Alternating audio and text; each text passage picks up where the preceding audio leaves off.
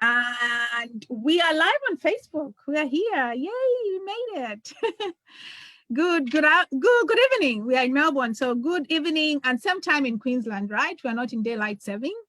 Same time So, in Queensland. yep. So just 5 minutes past 7 p.m. and we are here. I'm so excited today. We have one of our own. So I'm in Melbourne. Shane is in Queensland. They're heading the Queensland team, ASCA Queensland team with Isabella. So we've had Shane before. We had the World Sickle Cell Day where I shared part of his story. But I'm excited today that he's sharing not everything, but just most of his life journey living with sickle cell disease. So I'll give you the floor, Shane. Thank you so much for joining me. How are you today? I'm very well, thank you, Agnes. Firstly, thank you so much for this opportunity. It's a real honor because I'm someone who's pretty private. I'm very selective with what I share, and for me to whatever comes out tonight, it's a bit of a step. As you mentioned, I had shared part of my journey several weeks ago in another meeting. However, that was just sort of a bit of a condensed overview, I guess. But this is, like today, I was just thinking, okay, what do I say? How do I do this? And the support that I've received from family, friends, like my amazing work colleagues, just really, really inspired me and touched me. So I'm kind of pumped in a different way. Yeah. No, I'm honored, to be honest. For you, I know we've connected maybe 2-3 years now, and we lost touch a little bit. I was worried, like, are you okay? Are you okay? And it's really, really, for me, it's a huge honor that you can actually accept to, these things are sensitive. I get it. These things are sensitive. Who wants to, put their life out there? But for me, I decided to do that now almost 7 years ago because it was a sense of healing, just that's the way I feel. And every person has a point in time where they feel they are ready. And I'm glad, it's your time now to share and to inspire, actually. For me, it's not so much sharing, but it's inspiring others, especially because sickle cell is considered to be one of those conditions where people shy away, a lot of stigma, especially some parts of the world where talking about it is really, really stigma. And once you open up, then you open yourself to criticism or to, other things other people also might be told off or something at work. But I'm just, it's really a huge honor. So anyway, to begin with, why don't you tell our viewers what you do and what you specialize in before we go into the detailed question of a bit of a personal question. So who's Shane? Who's Shane? Okay, that is a full-on question. Try and keep it very brief, but Shane is a 40-year-old guy living in Queensland, Gold Coast at the moment. We are, we're all in the middle of a pandemic. Shane, I love music, playing keyboard and piano, reading. I love tech, and as frustrating as it is when technology doesn't work, I still love it. I love learning. That's my thing. Like, I love absorbing knowledge. I think that's a big thing for me. And I currently work at a primary school in northern New South Wales and in an admin IT role. And it's wonderful. It has its challenges as well, as I mentioned, with technology, when it works, when it doesn't work. But that's a part of my life. All of that's essentially a snapshot of who I am. Sickle cell. Yeah, thank you so much for that. And I'm always looking for IT questions. We went around asking, like, what are we going to do for our conference? These platforms, can you help me? So thank you so much for all the help you're giving us and supporting the ASCA team in Queensland. So to begin with, I just like sort of have an idea. And as I said, this is just something that you've grown up with.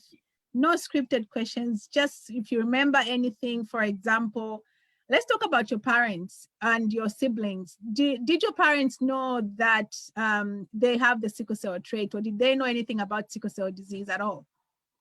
Not at all.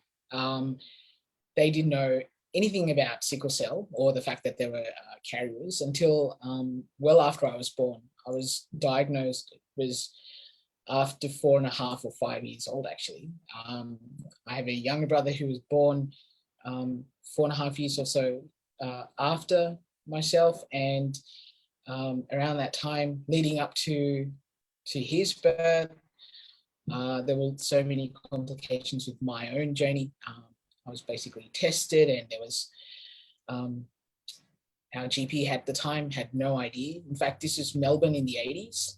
So I was born in so you were born in Melbourne? Yeah, that's right. So I was born in Melbourne, and at that time, there was just not enough information about it. So my parents essentially took myself to the Royal Children's, and we got tested there, and that's when everything happened. That's when life changed. And that was the old Royal Children's, eh? Yes, that's right. Yeah. So that was like a second home, to be honest. Till I was about 12 or 13 years old, and that was pretty phenomenal in the sense that treatment, reviews, dealing with sickle cell crises. Yep. Yeah, it was full on.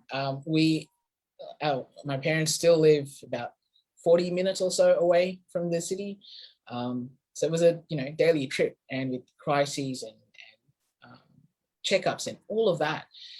I used to be admitted in hospital 12, 15, at least times a year.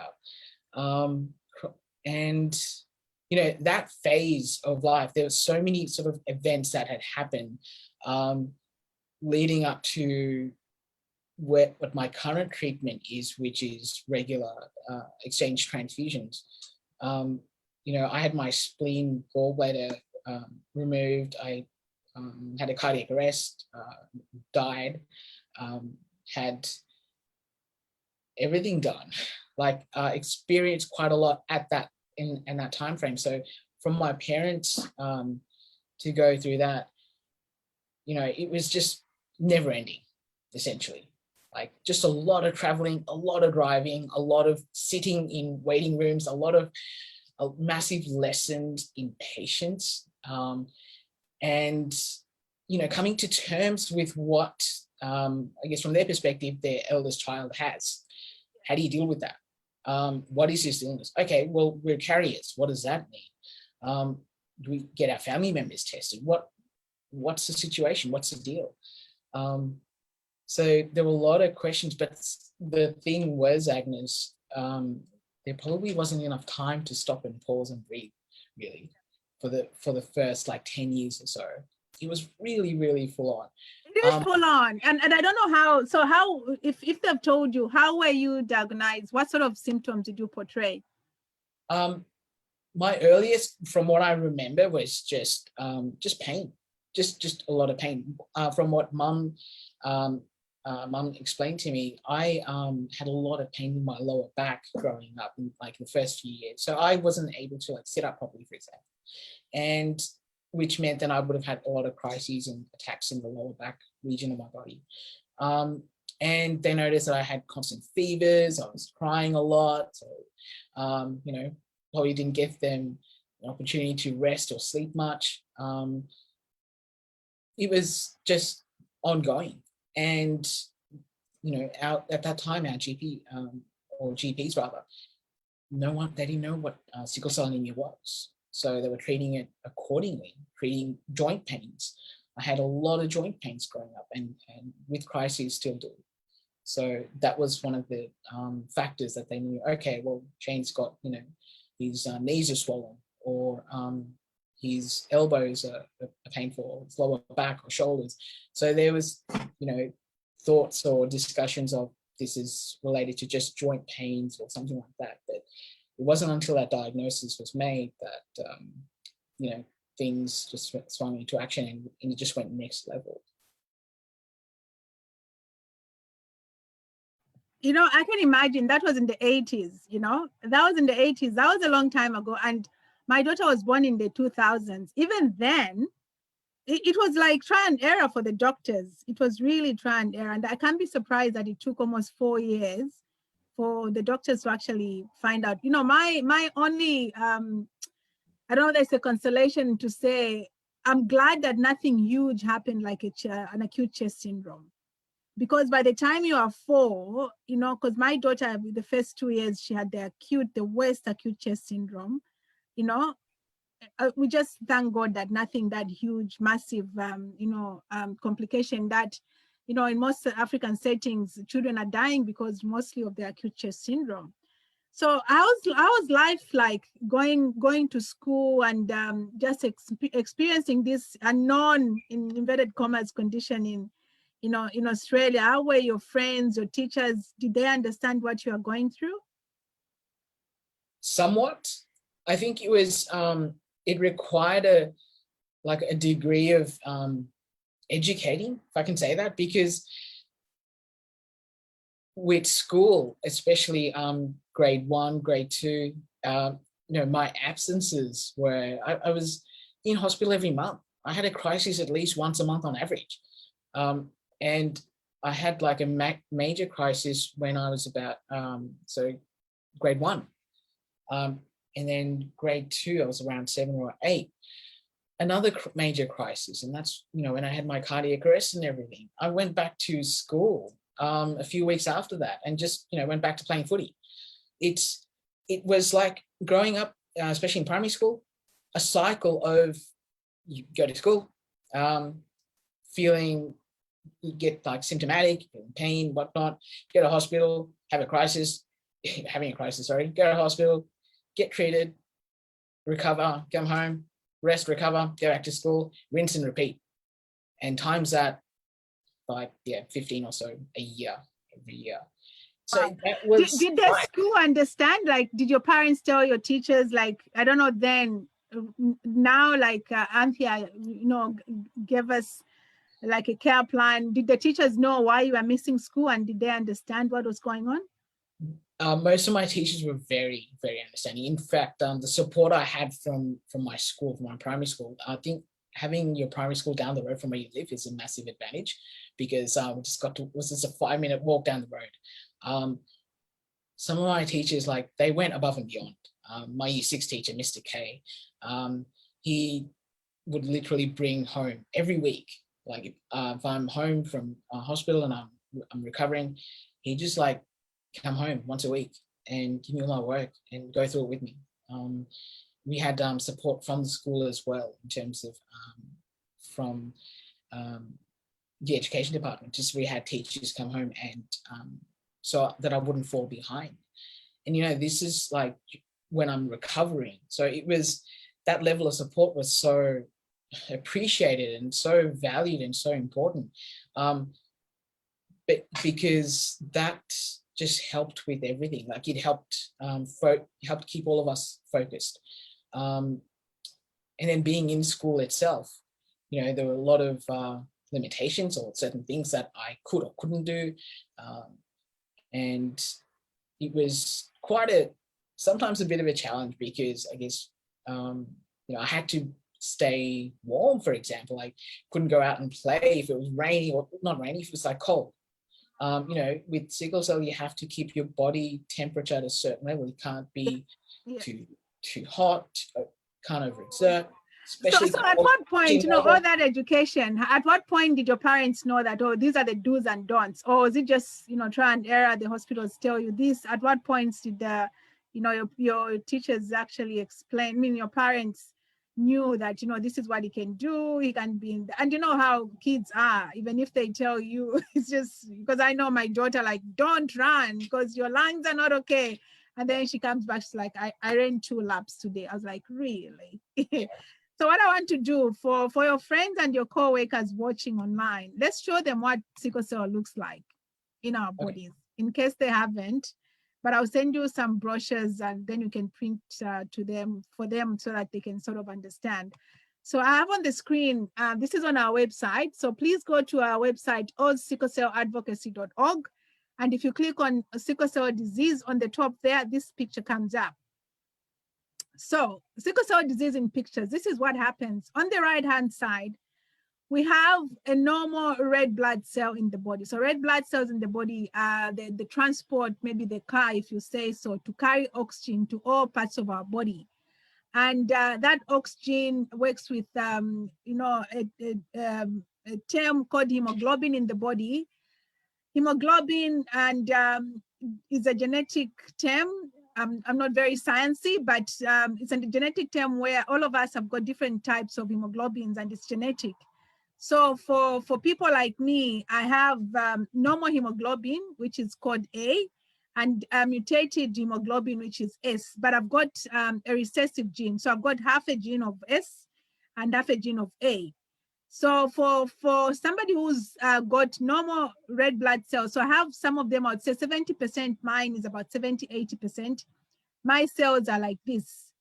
They are walking or traveling nice and smooth in the vessels. There's no traffic. Consider this as a road. There's no traffic going smoothly in the blood vessels. They carry oxygen to all parts of the body. But on the left side, for people who have sickle cell disease, so they have half the gene, they carry half the gene from the parents, the S, and half the gene from another parent. It could be S, it could be C, it could be E. There's different types of hemoglobins there, the 40 ones. The most common for sickle cell disease are sickle cell disease SS, so where they take the mutated gene, the sickle cell hemoglobin S from one parent. Like for me, my daughter had carried one, and she also carried one from the dad. So she had sickle cell SS. What happens for those people who have this condition, their red blood cells, they die after about 20 days. For somebody like me who has a majority of my red blood cells, because I only carry half the gene, these red blood cells take about 120 days for the new ones to come out. And these red blood cells are formed in the bone marrow. But for somebody who has sickle cell disease, these red blood cells die after about 20 days and they break and they become into what looks like a sickle shape. A sickle is a farm tool that's usually used in farms to cut things like sugarcane or rice or whatever.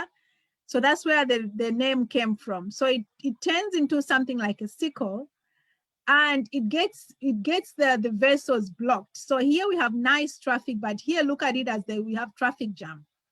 So this is what happens. So when there's traffic jam, oxygen is not going to all parts of the body because oxygen is fuel in our body, but it also brings about a lot of pain.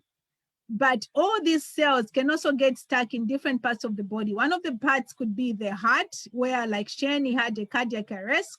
You can also have a stroke if it goes in the brain.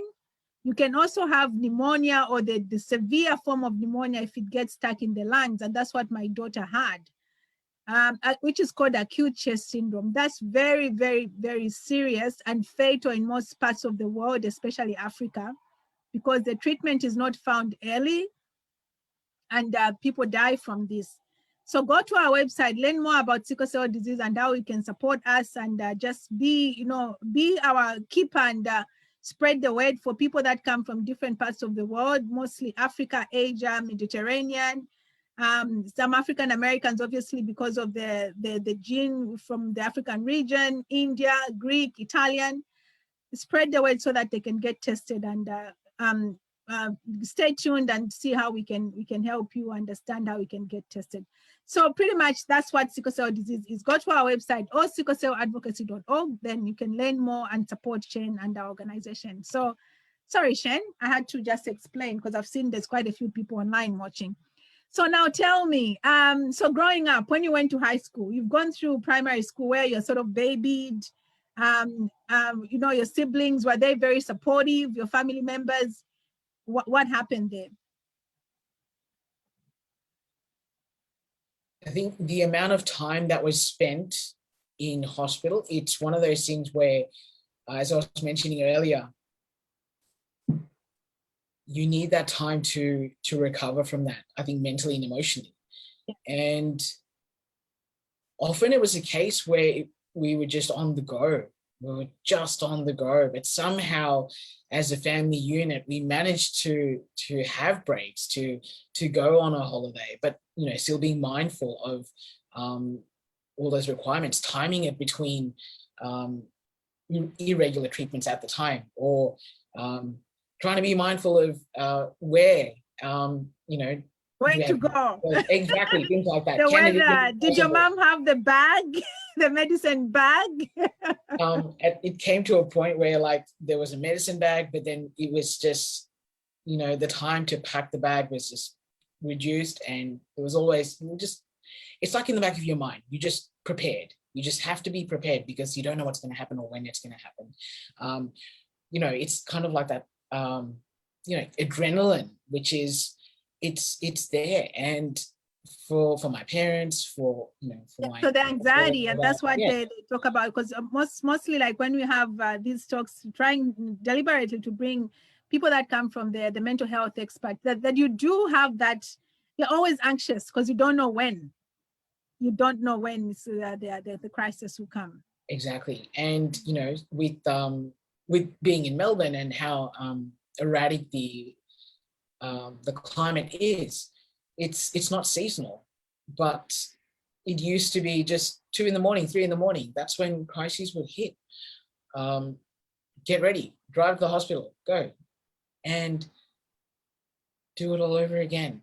Coming to your question about high school, it was a bit easier, but at the same time, that's when a lot of things changed for me personally, because as I mentioned earlier, a massive part of our lives was at the Royal Children's Hospital in Melbourne. It was a huge part of our lives, and we got some incredible support from there, and it was just, like I was saying, it was actually kind of like a second home, literally. But the moment I started high school, my parents made a request for my treatment to be at Monash in Melbourne, so a lot closer to home. And really, that was just because it was closer. So that took place from the time I started year 7, and that was very different because now everything was a lot closer. I had an amazing specialist and a wonderful therapy unit there. And that's when my regular treatment started. So leading up to year 7, it wasn't regular. It was just reactive almost, because my hemoglobin would fluctuate quite a lot. And it was just a lot of, at the time, very few people in Melbourne with sickle cell. Whereas in Clayton or at Monash, there was a hematology unit, but also there was a thalassemia unit. And that's where I had my regular. But we had even then, most people closely related for sickle cell is like thalassemia, so the doctors were the same. So in terms of treatment, because I know in the 80s there was no things like hydroxyurea, that must have been hard. So what sort of treatment were you having then? In terms of treatment, I had some transfusions, but as I was saying, it wasn't regular. It was really just to bump up my hemoglobin. I had a splenectomy, I had my gallbladder removed as well. And then since then, just been on I'm still on antibiotics daily. And really, that was it. Dealing with run me through, like how old were you when we had, let's start with the gallbladder. How old were you and what sort of symptoms did you have? So I was 7 years old. Just started suddenly feeling tired. I was always jaundiced heavily, and when my spleen got infected, it was that's when it just enlarged. And as you know, it's almost like poking out. So I just remember like being in hospital and my parents being told by the medical team, look, we have to operate. We have to remove the spleen. It's life or death. So you can imagine them going, okay, this is huge, right? We've got to do it, and had that done. So that was, I think, a big bit of a turning point, because it was not long after I had after the cardiac arrest and everything. But since then, there was a lot more focus on, okay, now we need more of a bubble, essentially. You know, got to have regular penicillin, amoxicillin, folic acid. How old were you when you had the cardiac arrest? I was about 6. I was 6. Your mom, do you remember anything, or did your mom tell you like what were the symptoms? How did you feel? I remember there's a day leading up to it. I was just playing footy at school, and then got the call from. I went and told like my teacher, I'm not feeling great. They called my parents, went home, sat on the couch, and bags ready, we're going. That was the last thing I actually remember. So I was having the crisis, and from what my mum told me, the nurse came and checked up on me. So I was admitted.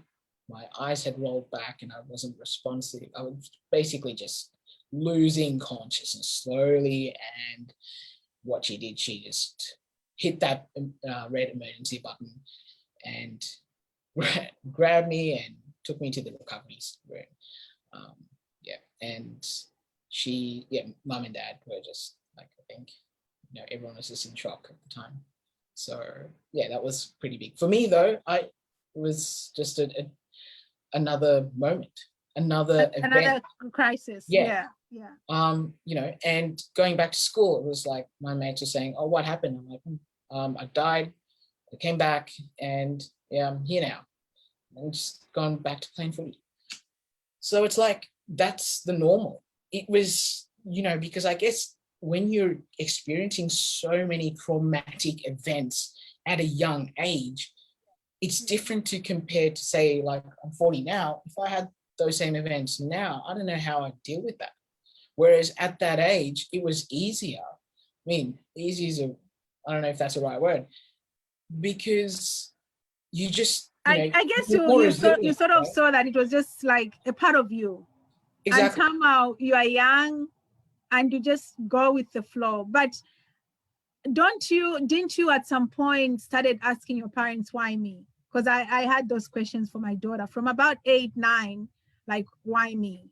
Have you ever, even now when you're an adult, and I guess this is where we're talking about in terms of mental health, the fact that you're talking about it, is that acceptance, or have you accepted a while back?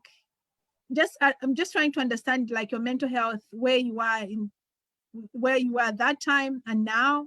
Have you ever sat back and just like, why? I didn't ask my parents why me, I think, growing up, but I wanted to understand what was happening, like why it was the normal, so to speak.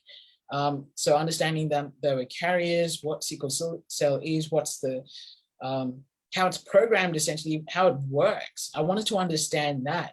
The why me question that you asked, I asked myself that when I was about 20. So 20 years ago, when I was, my hips were diagnosed with AVN, which is vascular necrosis. So bit of a quick backstory. Leading up to that event, I was about 10 or so years old. My parents were told that, look, later on in life, he's going to need his hips replaced, because the damage caused by all the constant crises in my hips and lower back and whatnot, the arteries being affected and all that, etc. Could you just explain for those watching what a vascular necrosis is all about? So what it is, it's essentially like your bone isn't receiving adequate blood supply. So it's essentially dying. And if you imagine like your hip joint or like your shoulder joint is like a ball and socket kind of a joint. So in my case, my hips were the artery supplying blood to my hips because of the crises which caused blockages leading to like a restricted blood supply to the hips. It basically caused my hips to start dying and decaying and whatnot. So, over time, it comes to a point where they're inoperational. They just don't work. It was just after year 12. I was at home And suddenly I remember I couldn't lift my right leg. I was trying to walk upstairs and I lifted up my leg and I couldn't, my right leg, and it just wouldn't move. Like it just stopped. Like there was some force or something stopping. I'm like, this is weird. There was no pain. It was just weird. And I thought, this is really, really, really strange. Had it checked out, had scans galore, x-rays, CTs, you name it. But it wasn't until I had an MRI when that was diagnosed. I was about 20 years old. And when that was diagnosed, I got a run through and of what it entailed, what it means from here onwards, how life's going to be, how it may be, how it might not be, but realistically, this is now another trajectory, another event. And I remember being like in hospital just after being told everything and finding out about it and whatnot. That's when I asked myself, oh, why me? Like, am I going to be in a wheelchair for the rest of my life? Am I going to need crutches for the rest of my life? What's going to happen? So as I was mentioning earlier, going through major life events when you're younger has a different impact compared to like when you're in your later teens or your young adulthood or even as an adult. So I think when I look back at it, really, Agnes, I'm grateful that it happened then, because it was 1920. So that's, your life's like started, you get your license, you start driving. Since I could drive, I've been like, I'm fairly independent. I used to drive myself to treatment and back, to hospital and back. And because I saw how much my parents went through, how much they sacrificed, like not just driving, but just everything. And it was sort of uplift for me, empowering to say, you know what, I'm gonna take control of this. I'm gonna own it. Because one, I've seen what my parents have gone through, but two, I want to rise above this. I want to, yes, it's full on, but this is my normal. So let me get on top of it. And it's not a smooth trajectory. It had never been a smooth or easy path as I'm probably making it sound like to be. No. The amount of challenges and speed bumps and everything, it really was full on. Like when I'm going through it and I'm thinking about it, and I had been thinking about like tonight and this session and just getting like an overview, because, when do we actually sit down and go, life's been pretty interesting so far? No, we don't get that time. So I had that opportunity and I wrote down these events that's taken place in my life so far and went, yeah, that's pretty full on. But that moment when I was 20 and when I was diagnosed with AVN, that's when it hit me. That's when I went, okay, I need to crank it up, because this is life-changing, which is ironic because sickle cell itself is life-changing. But to have a part of your body, which is crucial, we need our hips to walk, for that to be non-functional, for that to be decaying, from that moment till about 2000, for about 14 years, that period was probably one of the most challenging. Just because there were multiple surgeries. So I had both of them done on separate occasions, about 7 years apart. And the reason for the delay was because at the time I was 20. My surgeon and the specialist all said, like, you're going to be pretty young for a hip replacement at 20. I think that's the mistake. I've heard a few talks where they say, because those 7 years must have been hard, must have been painful, right? Yeah. Very. So I don't get the young part when you're actually in agony almost every day. I just had one of the girls that I know. She's also in her 20s. She has just for about 2 or 3 weeks ago. But I had a lady from Zambia. She stayed with the AVN for 19 years. Oh my goodness. 19 years. And I just can't imagine the pain.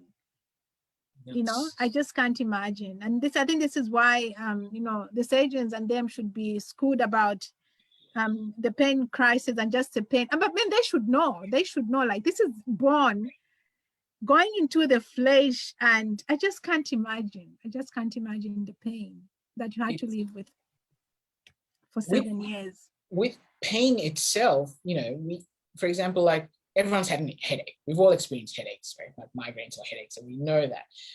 But pain in your bone, or like pain with sickle cell, or that physical pain,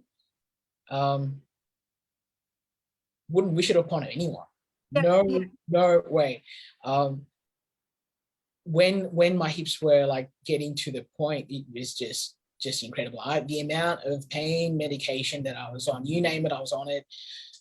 Oh man. And for 7 years. That's just that I can't comprehend in my head. For 7 years. Yeah, 7 years. So when did they finally decide? What made them decide that, okay, now it's time, let's have them replaced?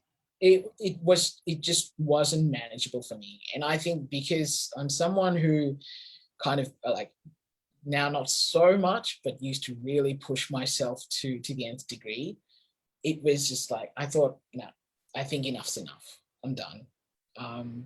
I can't take this anymore.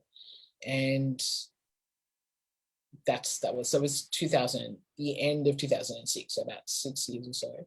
And then signed the papers, all of that. And a few months later, had it in mid-2007. It was just like, you know, pain was this here. So if, you know, when you're in hospital, you get asked on a scale of 1 to 10, how would you rate your pain? It's like 424, just full on.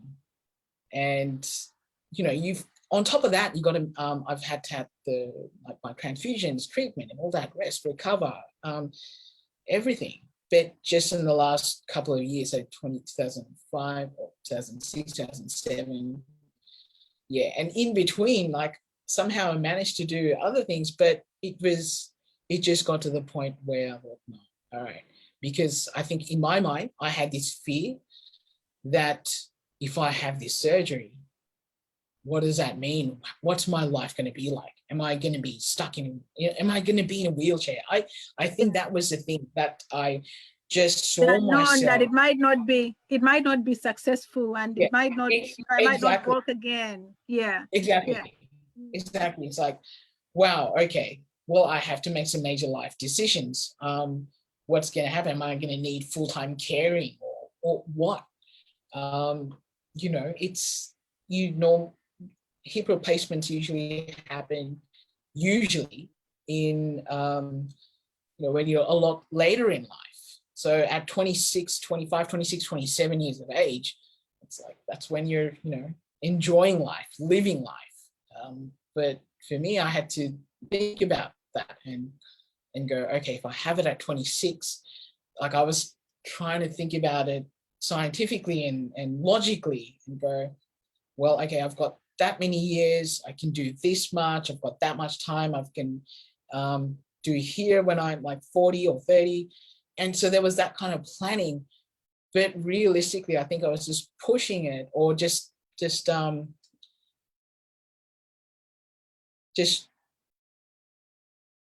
sort of like waiting until enough was enough. Yeah. And I'm so grateful for my surgeon, because he was it was wonderful. It was the first hip replacement that I had, it was just smooth in the sense that it was full on. Like, I was awake for the entire surgery. So because I couldn't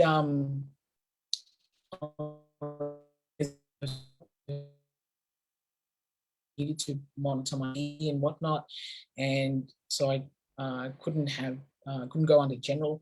I had an epidural. I lost you just for a bit there. So you couldn't go under general anesthetic because of what? Just because they wanted to monitor my vitals and keep me alert, not let my BP drop suddenly in the event that I would have a crisis immediately post-op or during or whatnot. You know, so many other complications. So I had to stay awake for it. and alert and keep talking to the anesthetists. And so they just had to do the local anesthetic. yeah. So I had an epidural in my back, and from my stomach down, couldn't feel anything. But boy, that was one heck of an experience. I had my... So you couldn't feel pain at all? Nothing?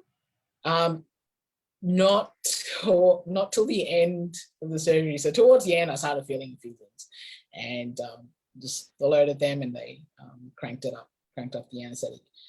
But for about 95% of it, no. It was just a lot of loud noise and sawing and nailing and jackhammering, and yeah, it's insane. So that was you had finished high school then. What were you doing then in terms of your life? Were you at uni? Were you working? What were you doing at the time? So leading up to 2007, leading up to the hip replacement, that time I wasn't working. I finished. I went to TAFE and did multimedia right after year 12. I went to uni, but with the crisis that I had right after year 12, it was full on. So I took time off and I thought, I'm going to focus on this. And this was when I had the AVN diagnosed, and I needed to look at practical things that I could do to sustain myself, but also what was achievable? What could I actually do? Could I be independent? So it was a lot of... the hips were a major life-changing moment, that period of 7 or 8 years. Immediately after my hip replacement, I went to RMIT and did audio engineering. I thought, I'm going to do something that I'm really passionate about, because I love music, I love audio, tech and all of that. And I wanted to do something that I connected with, but that made me feel good, that I loved. And very, very grateful that I got to do that, because there are parts of that I incorporated into my life, and I was heavily involved in music, in recordings, all sorts of things. And I think that was that moment after that first hip replacement, right after I had that, 2008, that's when I went to uni. I was 27-ish. It was just, I thought, okay, wow, this was great. I'm doing something I love. I'm passionate about, got a new hip. Okay, so it isn't so bad. And it gave me hope. It changed a lot of things mentally, and it gave me a lot of confidence, hope, and it was empowering to know, oh, wow, okay, I've got this titanium hip that completely beeps like anything at airports, or at the time when you could travel. But it was just really like, oh, all right, I've got a hip. But my goal, though, was I want this to work in the sense that I don't want to limp, because I did the amount of research I did, I just read, like, when you're recovering, you're resting, you're in bed, you're bedridden for so long. I was reading up and Googling and whatever information I could find, talking to people who had hip replacements. What was it like? What's life change for you? I wanted to learn and get an understanding from their perspective. Like, how do you sleep? Like, do you, how do you turn around? How do you get in and out of your car? It's, you can't. So when did you have the second one done? The second one was when I was 34, so 2014. So 7 years later. There were a few complications with that, because it wasn't the actual entire hip, it was the neck of the femur. So 2 years prior to that, in 2012, I had nails surgically inserted as a temporary solution to try and delay a second hip replacement. Unfortunately, it wasn't as successful. I ended up having a crisis post-op right after that surgery, actually, and it was quite full on, because that hospital I was at, they hadn't treated anyone with sickle cell before. So I was transferred to the regular campus, and 2 years later, 2014, had the left one done. So don't you think, like, in terms of treatment, because I was paranoid. Even now, like, I don't do GPs, I don't do any other hospitals. We prefer to go to the same hospitals, see the same staff, like, because you just said that you did, the other hospital what prompted you? Were you comfortable, or was this just a system that they could do the second one at the other It was just a hospital? different campus of the same hospital essentially. So it was just Okay. a different campus. And the other aspect was not just the waiting list, but the surgeon themselves. Surgeons rather, they were based at the other campus. So I had my reviews done at one campus, but the surgery done at another campus. However, the central one that I used to go to in Clayton, that's where I was basically managed from. So my hematologist, my So that was specialist, here. That was still here. all in Melbourne. This is Oh, all I in thought that was in Melbourne. So that was here. Okay. all in Melbourne. Yep, up till And 20. was it Professor Bowden then? Professor. Your hematologist? Yeah. Yeah. The legendary. Cool. Yeah. So now, when did you swap to red cell exchange, or have you ever taken any hydroxyurea when it started in the 90s, or you just? Not in the 90s. It was the early 2000s actually. In fact, it was around that same time. That's when my red cell exchange treatment started. Yeah.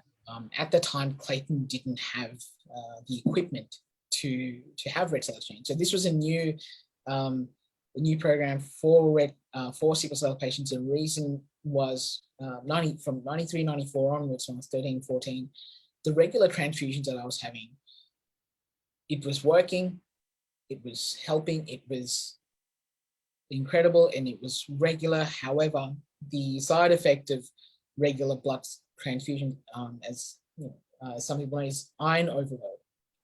And your ferritin levels, your iron levels skyrocket without proper management. So I was on another drug called desferrioxamine, which I injected into myself daily via a pump. And you basically like sleep with it for 10 hours overnight. However, like my iron levels were very high at that time. So at that point in time, there was no, I think now there are tablets, I think there's just like dissolve, other medications which are like next level from Jed new now. It was XJed. Other countries they're still calling it XJed, but now I think there's Jed new. Yeah. Okay. So so my time was just before XJ came onto the market, and Professor Bowden said, okay, there's a program called Red Cell Exchange. It's happening at the Royal Melbourne, and we think this is going to help you. So then suddenly now we're shifting to the Royal Melbourne every month, 3 to 4 weeks. And I was there. So that happened for quite 2000, about 4. How did life change compared to, the worries of course, with iron overload, you sort of don't feel it, but you know that it's doing some damage. Or did you feel anything as a result of that, of having too much iron? Tiredness. Yeah. Which is weird because with low iron levels, and I've experienced that as well, there's tiredness, but with iron overload, you're not running around like you've had 400 cups of coffee.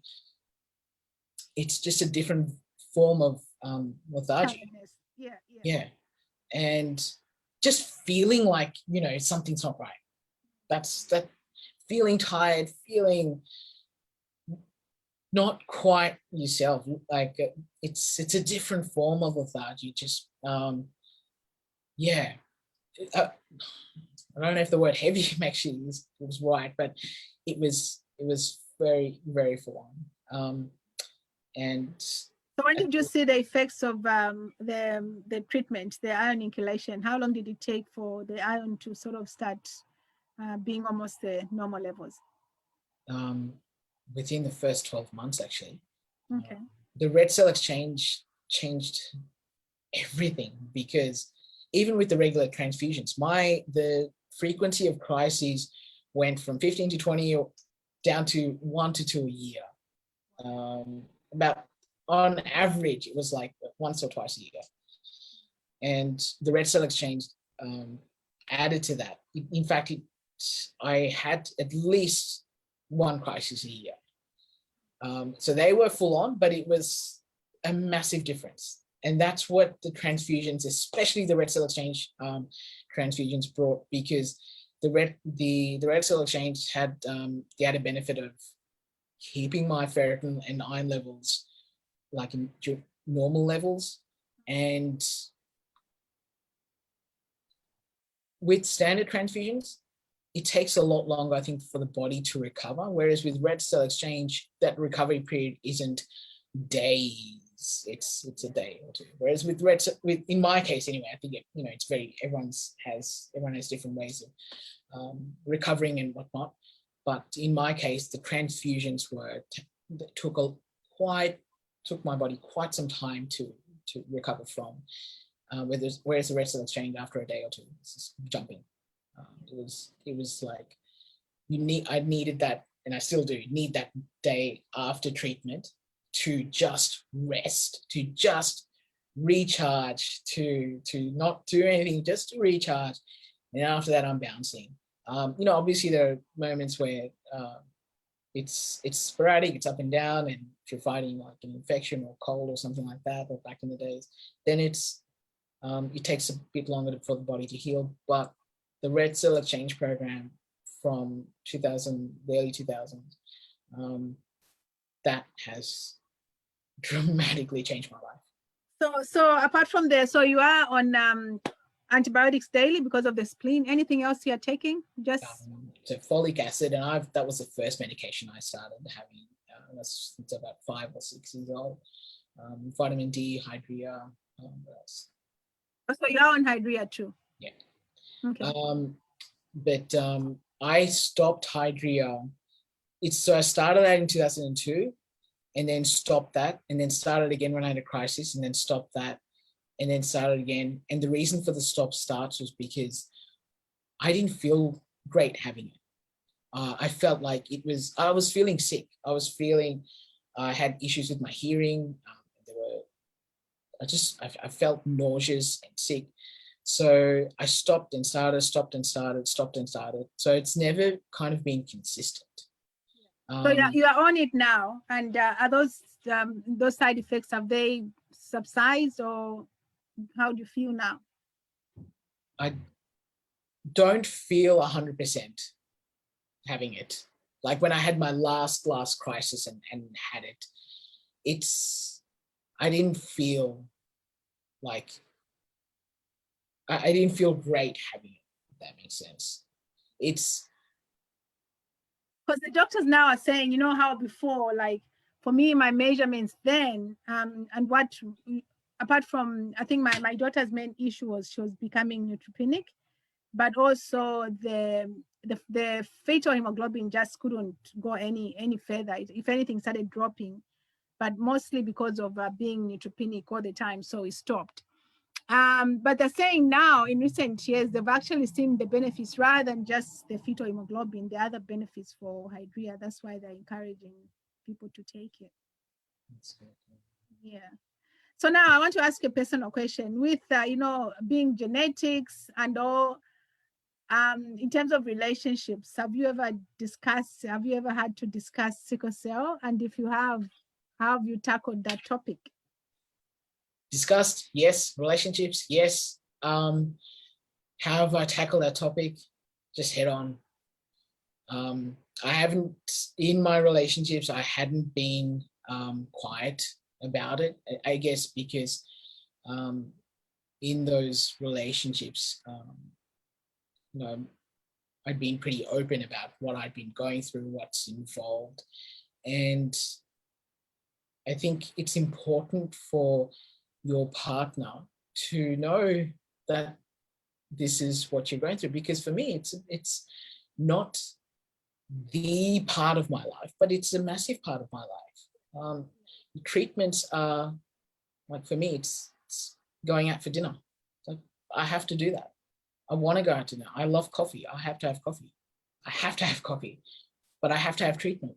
I have to.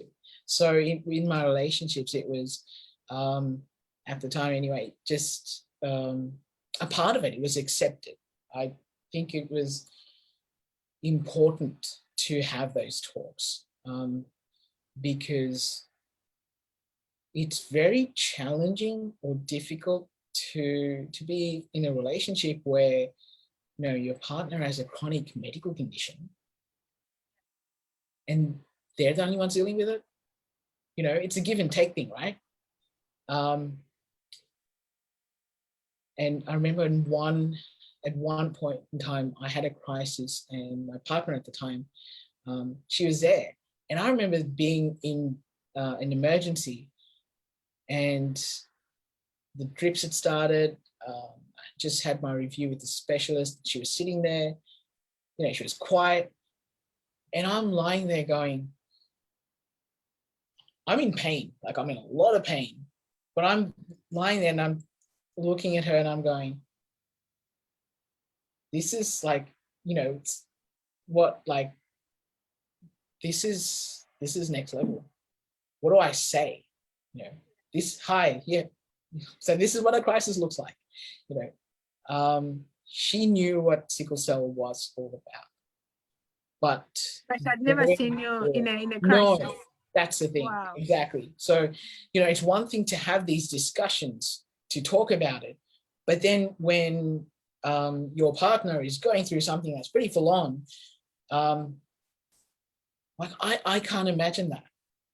I can't fathom what that would have been like for her. And same with like a few years prior to that, I was given ketamine for a severe crisis, and I had ketamine is like very, very strong medication. So that was for pain, right? Yes. Yeah. I had just like a major crisis, and I remember I had a bit of a reaction to it, but it wasn't great at all. And she was sitting there and tried to like calm me down. I'm trying to stay calm, but that pain. It's that pain, but also to see your loved ones suffer. I think like I was trying to see it from her perspective, but I'm like, I just went, yep, this will be over soon. I hope. I think, yeah. 2 hours later, it's it's very confronting, I think. Yeah. It's very confronting, and you need to have those talks. There has to be an open channel, not just I believe anyway, I feel, not just with your partner, if you're in a relationship, not just with your partner, but their family as well. If they're in a close-knit family, it's because coming from someone who has sickle cell, this is something I deal with, but it's huge. It's huge. I just don't make it huge. And a lot of people with chronic illnesses don't make it huge. Don't make it like it's all of this. It's just like, this is a part of it. And when there are moments, this is what we go through. This is what happens, what I have to deal with. And it's not every day, or sometimes it is daily, but then it stops and it's fine. It has its moments. However, it's a part of who I am.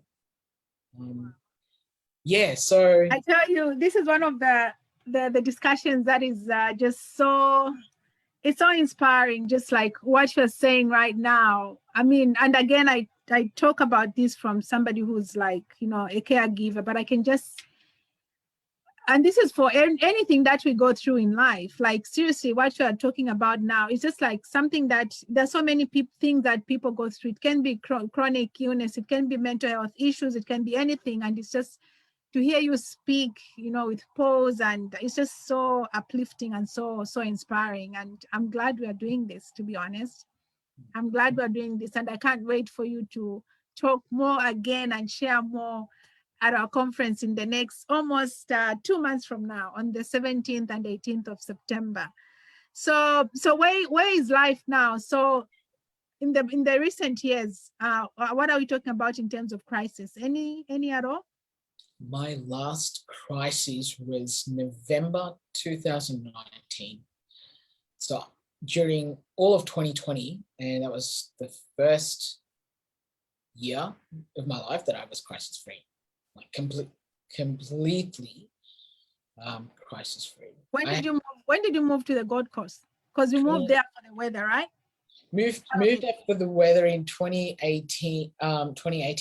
Backtracking a bit, I met someone who lives in Brisbane, and moved up because, she and her family are here.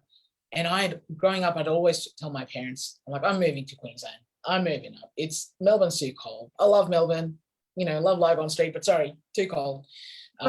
Can't deal. And it just happened where I met this person, and we were in a relationship, and that gave me a reason to go, okay, I'm going to move up. Moved up in early 2018 and settled here in Queensland, and have been here since. I did live in northern New South Wales to be closer to work for about 18 months, but then now I'm in Gold Coast, and I've made this move to the Gold Coast because I felt that it was more important to be closer to GCUH, where I have my treatment, as opposed to being closer to work. So I love the Gold Coast. I love the Gold Coast. I love the weather, but I'm scared of Queensland because of the cyclones. I mean, I love the warm weather, but you don't have cyclones and them in Gold Coast, do you? I haven't experienced a cyclone yet, but the storms are insane. And I love storms, the electricity.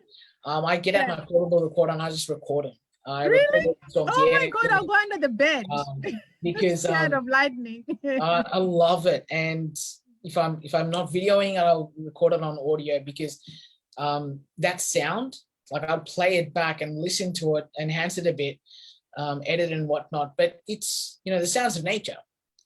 When you're in a rainforest or something, that's therapeutic, and I love audio. So that's what I do. So I'm kind of glad I'm in Queensland.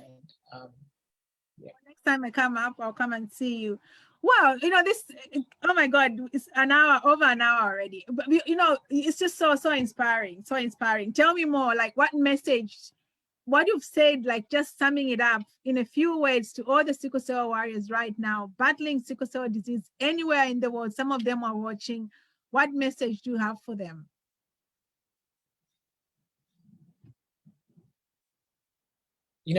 Agnes, I've been, for quite some time, I wasn't on Facebook, like for about a year or a couple of years. And I just used that time to go within my shell, to strengthen myself. And when I came back on a few years ago, I started following posts of people who are posting their challenges when they're having a crisis, they're in hospital, they're dealing with so much. And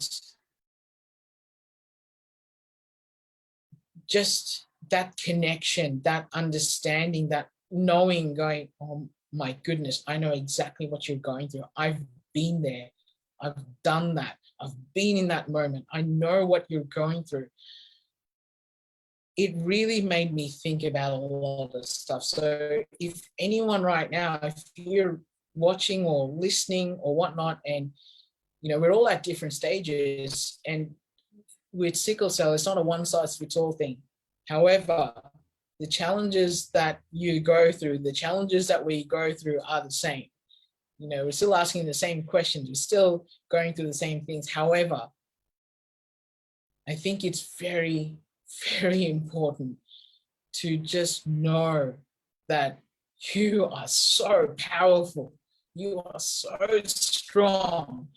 You have the power within you to rise above it, and to not just shine at the end of it, but to literally change your life. What you're going through, it's not the thing that defines your life. What you're going through is actually equipping you and making you stronger, so that later on, when you're out of the hospital, when you're standing or you're sitting or you're anything, just know that your life's about to begin. It's not in a hospital ward. It's not in a hospital bed. It's not in a clinic. It's where you want to be. So you're like, this is it. This is my life. It just drips and painkillers and medications and pain, surgeries, crises, all of that. Nah, that's that much. It's a tiny, tiny bit of what you're actually capable of. I know if I can actually sit here and share this, whoever's watching this, you're capable of so much more.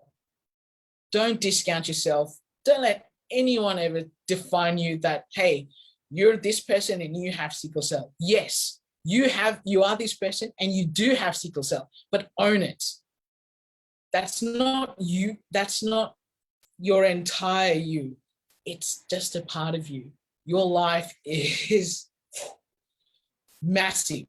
So own it, take ownership, take control of it, because, you know, you are powerful. That's it. Wow, Shane, that's just powerful. You are powerful, Shane. You are powerful. Seriously, I feel like, you know, do this for something, like go out there, you know, do a TED talk or something. Just go out there and share. And seriously, I do feel you have a lot to just offer to inspire people, not just people living with sickle cell disease, any chronic condition. Thank you so much for doing this. And you know, it had to be at whatever point God allowed. We've been having, you know, discussions, and I'm glad that you are full on now in Queensland. You know, you guys can grow. The team is growing in Queensland. Hopefully, post all this COVID, we can come and do that face to face, where you can stand up and just, you know, speak to people there to know and inspire them and know that they are not alone and they should own it. And it's, again, it's just that tiny little bit. There's so much more to people living with sickle cell disease, and we are changing the narratives. You know, we'll continue talking. Thank you so much. If there's anything, any shout out, anything you want to say, please go for it. No, I just wanted to express my gratitude to you, and to Aska. I do have to say that I think starting an association like this for, you know, there are not many people in Australia with sickle cell, or just even around the world, but just the fact that there's an association around, there's things happening. Like I posted on Facebook recently about the monuments in all the capital cities, almost all the capital cities being lit in red.